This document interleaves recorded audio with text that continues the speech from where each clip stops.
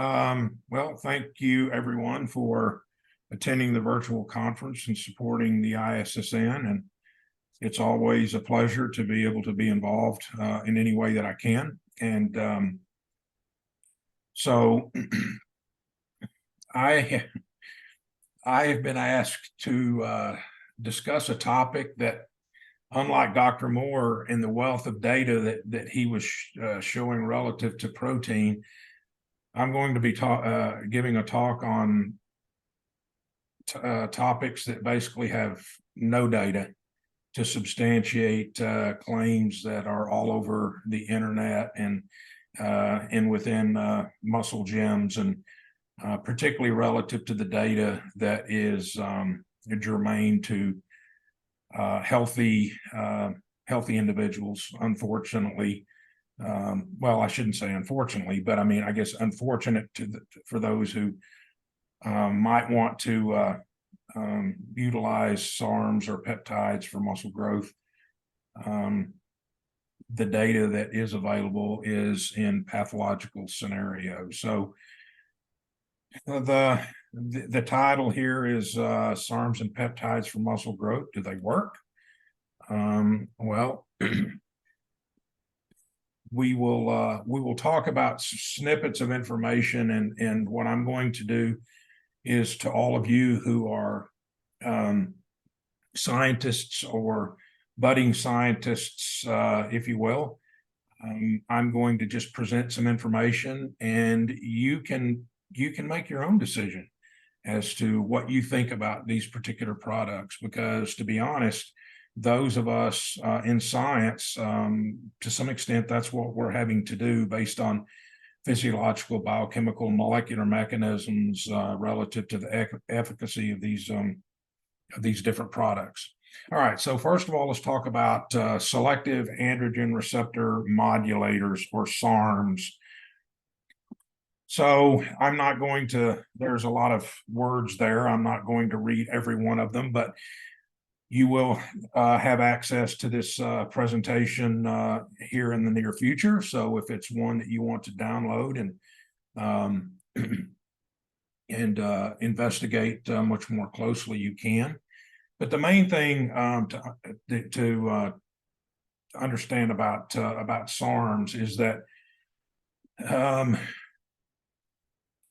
these products have been designed clinically, if you will, to be able to try to facilitate the effects of testosterone, particularly the muscle building effects of testosterone and others, but without some of the negative deleterious side effects that go along with testosterone as well, particularly in cases, for instance, with men who are dealing, say, with some sarcopenic issues, but also are dealing with prostate issues as well.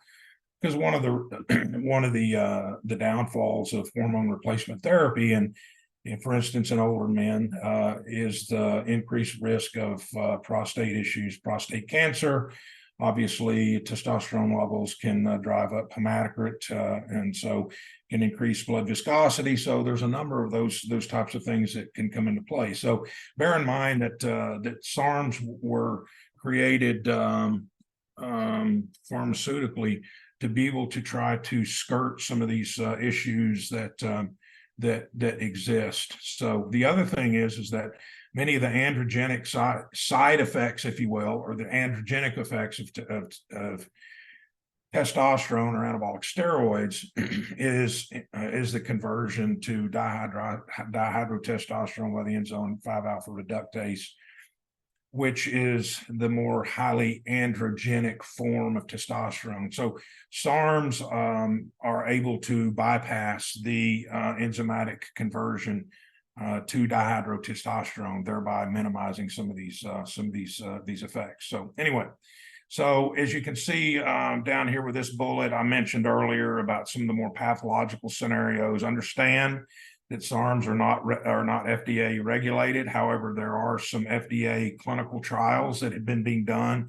Some of those in phase 2 status, but nevertheless, these are not in healthy populations. Once again, these are in pathological scenarios particularly those that are associated with muscle wasting, cancer, cachexia, for instance, sarcopenia in older, end-stage liver disease, end-stage renal and liver disease, as you can see here, because many of those associations, those conditions are associated with cachexia and rapid muscle wasting. So the other thing to consider is that SARMs are prohibited, so they're on the WADA prohibited list. And there are a number of different SARMs. They go by different names. Many of you may have be familiar with these: osterine, andarine, ligandrol, testosterone, myostatin. There's YK11, RAD140, LG, MK. So, and then there's a few others there that are often marketed as SARMs, but they're not. Cardarine is a main one. And it's not. It's a PPAR gamma activator, which PPAR gamma is involved in mitochondrial biogenesis, and so many times this is one that's marketed for cardiovascular benefits as well. So, and then in the very last down here, you can see that we talked about some of the different, and we'll highlight those in a bit. Some of the different side effects that are known, negative side effects that are associated with SARMs. The main one being liver injury, cholestasis. And so that being said, just bear in mind here that the long-term negative side effects of using SARMs are unknown. We don't really know.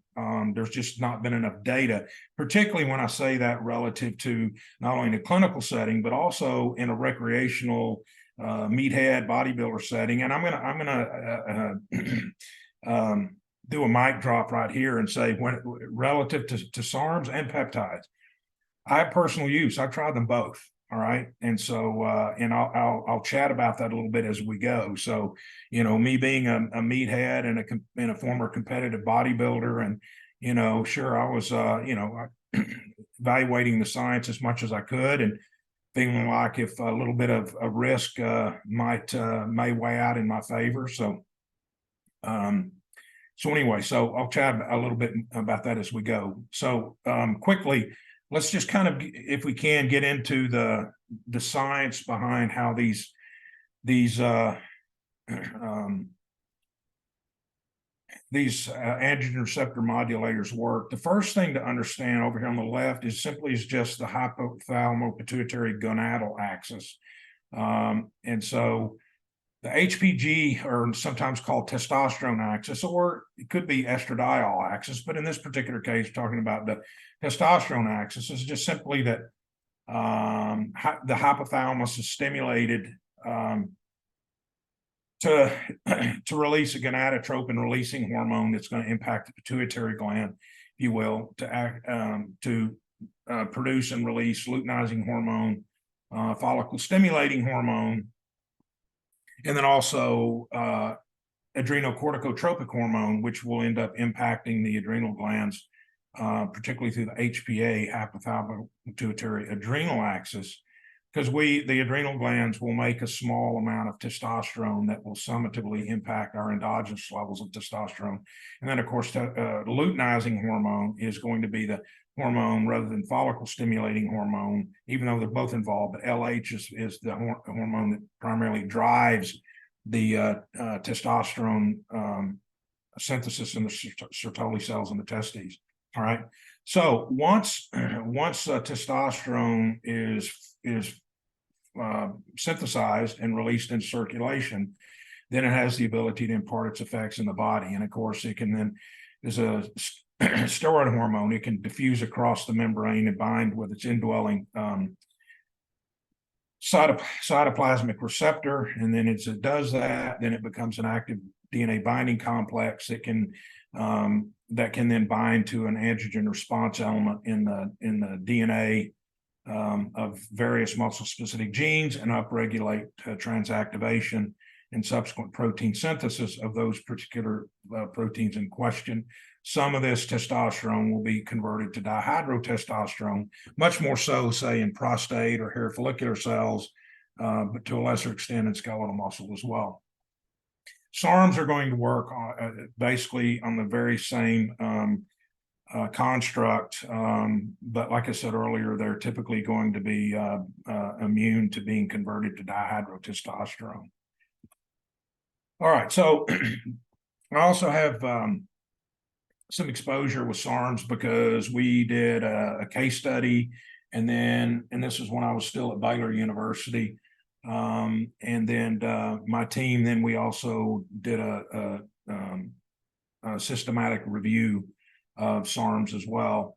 But this is a case study that we did with actually one of my graduate students who was a competitive and very competitive and very successful powerlifter, a drug-free powerlifter in terms of anabolic steroids. And so we did this study, and so he gave 4 weeks. He combined LG and ostarine for 5 weeks, and then washed out for 4 weeks. And so we measured blood levels. We did, strength testing and body composition testing. We assessed. We took muscle biopsies, blood samples. And for muscle biopsies, you can see here that relative to this is androgen receptor density, it really didn't have any particular impact on increasing androgen receptor density, but intramuscular levels of dihydrotestosterone were compared to baseline, if you will, were actually a bit elevated, which is interesting because remember what I said earlier. SARMs are supposed to be immune to 5-alpha reductase activity. This is intramuscular testosterone, and so you can see here that the SARMs themselves were in fact kind of masquerading themselves as testosterone in muscle. And then you can see here that leg press strength and bench press strength went up a bit. And so understand, the only thing different that this individual did his same training. He was already highly trained. The only thing he did different in his daily structure was simply utilizing SARM. So you're seeing we're seeing some ergogenic impact here. But now let's take a look at his blood markers. And so you can see that the liver enzymes were highly elevated, all significantly elevated. Liver enzymes, total cholesterol, triglyceride levels. Obviously, the bloods were all taken on under fasting conditions. HDL levels were significantly suppressed. LD levels were dramatically increased. Total testosterone dramatically reduced. Free testosterone, same. All right. SHBG. So the testosterone axis here has been inhibited, blunted, and that's excuse me. That seems to be even in the review within pathological scenarios with some of these the studies that have been done, and I'll point out here in our systemic review here, and I think in the next slide is that reductions in endogenous testosterone, the impacts on HDL, LDL, and across the board liver issues, drug-induced liver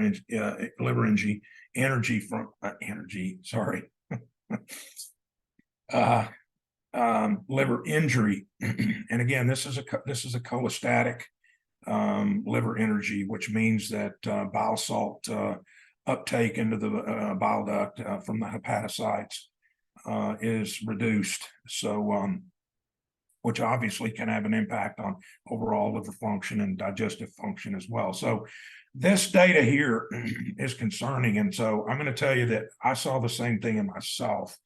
So I did a 4-week, I did the same stack. I did 4 weeks. I did a week off, 4 weeks off, and 4 weeks back on. And I did blood. I didn't do muscle biopsies, but I did bloods. I did my body composition. My body composition didn't necessarily change much but my labs were horrific. My AST, my ALT levels, my liver enzymes were quadrupled. My my HDLs dropped, my LDLs went up dramatically, and my testosterone axis was dramatically. I mean, I went from a level that, and understand, I mean, this was probably 10 years ago and I'm 60 now. So, but still, you know, at 50 and lifting every day, I still had, you know, a pretty healthy testosterone level. It dropped me down hypogonadal to the levels of hypogonadism. Now, understanding after, you know, after washing out completely for about a month, all of those levels reversed, but nevertheless, it is concerning, and it does generate questions as to exactly what's going on with SARM use. So if we take a quick look here as I can, I need to pick up a little bit of speed. This is a review, and I put it in here because, again, if you guys want to download this at a later date, you can.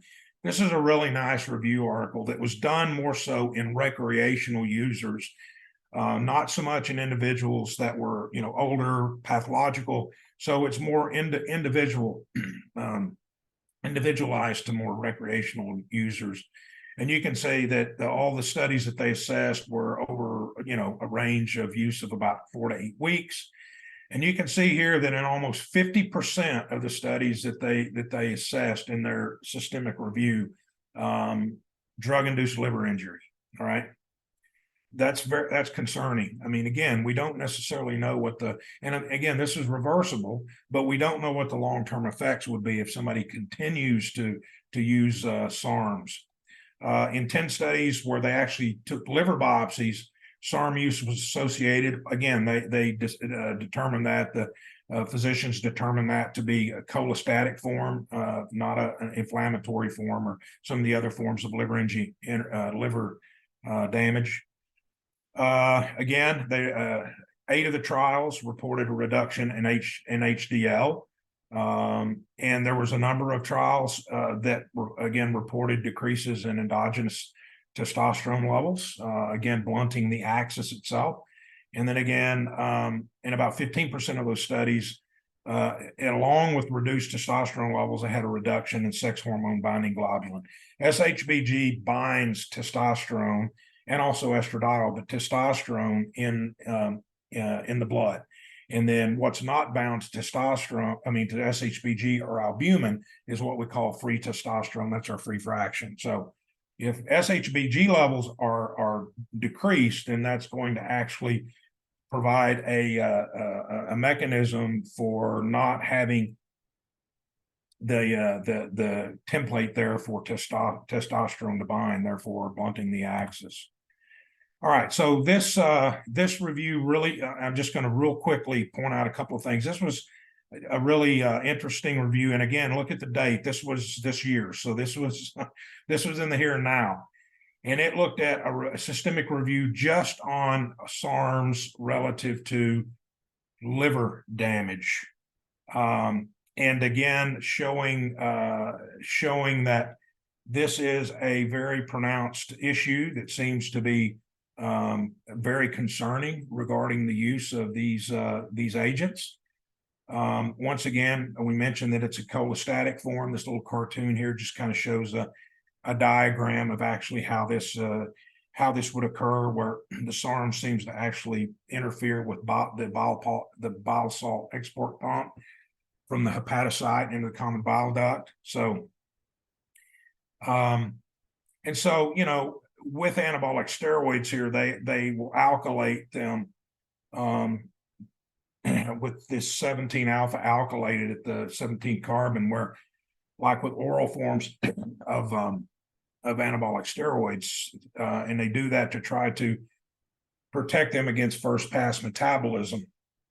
But in so doing, that actually drives up the potential for liver toxicity, especially, for instance, like oxymethanol anhydrol 50, which is highly toxic to the liver based on this alkylation. So it seems perhaps that SARMs may present a similar construct in this regard. All right. So we did a review as we wrap this up. We did a review and had this published where we were looking at this in recreational users, kind of comparing it to what might be seen in lieu of anabolic steroid use. And so what we were seeing across the board, like kind of what we talked about earlier, simply was this reduction, again, liver injury, reduction in endogenous testosterone. And the other thing is that the reduction in endogenous testosterone over time, after the axis has been blunted by SARM use, is not going to be able to be counteracted by the adrenal synthesis of testosterone. So meaning the adrenal function and its ability to make testosterone will not be able to rescue a dramatic reduction in endogenous levels of testosterone. Okay, so peptides. Peptides have been again developed by pharma companies with the same view in mind for individuals that suffer from growth hormone deficiency. So people that have growth deficiencies, and particularly that's due to deficiencies in growth hormone production from the pituitary. In the past, this was dealt with by simply giving growth hormone, and it still is. But the issue with growth hormone is its half-life is very, very short. It's about 10 minutes in circulation, so it doesn't last very long. And so that's why, bodybuilders that are actually giving growth hormone have to give it numerous times throughout the day, just once a day, if they feel like it. I mean, assuming that it works, there's still some controversy out there as to whether giving growth hormone in a excuse me, in a biochemical system that's not deficient, if it's actually going to have a hypercompensatory effect or not. But anyway, so peptides were developed to try to steer around the issue of the very short half-life of growth hormone, and to try to potentiate the effect of growth hormone by increasing the half-life. From the standpoint of the drug, if the peptides if their half-life is longer in circulation, then they end up potentially having the ability to continue to modulate growth hormone release. All right. The issue here is that depending on how robustly this mechanism occurs, is that it may actually blunt the growth hormone axis. So for adults who have a growth hormone deficiency, injections of HGH and peptides have been shown to increase bone density, increase muscle mass, decrease body fat. Again, this is in situations of growth hormone deficiency, not in healthy adults, because we don't necessarily know what the effects are, what those effects are in clinically controlled research studies, because there's really no way to get a study like that approved, because those drugs are not indicated for use in people who are not growth hormone deficient. So, all right. So this on the right here, really, really quickly, this is just a kind of a cartoon that kind of shows the role of the peptides, and it shows, so we've got peptides that simply will induce the hypothalamus to release growth hormone releasing hormone to impact the pituitary. We have peptides that are growth hormone releasing analogs, meaning that they work just like growth hormone releasing hormone, so they're going to directly affect the pituitary and bypass the hypothalamus. And then the same thing is that we have growth hormone releasing peptides that work similarly to growth hormone releasing hormone analogs. And these seem to have perhaps a very similar desire as the growth hormone releasing hormone. CJC 1295 is a very, very popular one because of the half-life in circulation is fairly long. So depending on the dose. So This down here at the bottom, I've got, because I borrowed this, as it says all this, the growth hormone to the liver. The liver will then, this induces the liver to release hepatically derived insulin-like growth factor 1, which is thought to carry out all of these factors right here. And so, in some cases, it's been shown to do this, but not necessarily in the case relative to, like I said, in situations of non-growth hormone deficiency with peptides per se. All right. The other thing here is that if we talk about with the growth hormone axis, is that high levels of growth hormone can work itself all by itself, because it has its own receptor on various tissues, muscle included. But growth hormone, like testosterone axis, growth hormone in high levels, or also in high levels of IGF-1 in circulation, can, through negative feedback, inhibit the axis here. And so high levels of IGF-1 in circulation have been shown to stimulate the release of somatostatin in the hypothalamus. Somatostatin will actually work in opposition to growth hormone release by blunting growth hormone releasing hormone release in and of itself. All right.